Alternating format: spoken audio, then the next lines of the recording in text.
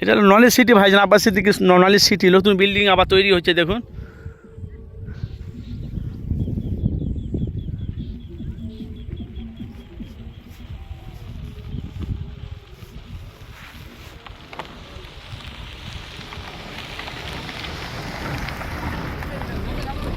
এইসব knowledge city মাঠে সব যাচ্ছে, নলেজ সিটি সব ভাইজান নলেজ সিটি দেখবে।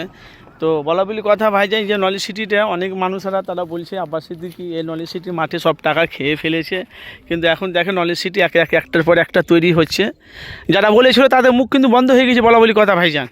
এই দেখুন আপনার মতামত জানাবে নওশাদ সিদ্দিকী না কাসেম সিদ্দিকী না তোমার যে আব্বাস সিদ্দিকী ভাইজান যে কাজটা করছে আসলেই গরিব মানুষের জন্য খুবই উপকারী, খুবই ভালো।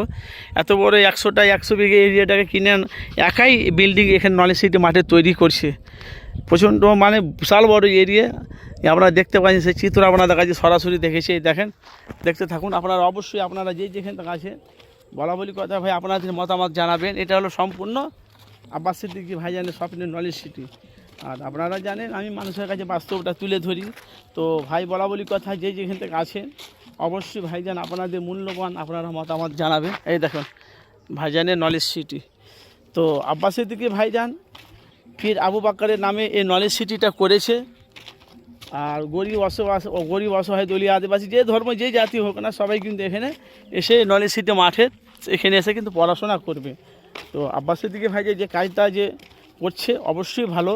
ভাই আপনাদের মতামত জানবেন, আপনারা কতটা খুশি আব্বাস সিদ্দিকীর ওপরে যে এত বড় যে নলেজ সিটিটাই জায়গাটা এরিয়াটা কিনে যে আব্বাস সিদ্দিকী ভাইজান একাই যেখানে বিল্ডিং তৈরি করছে।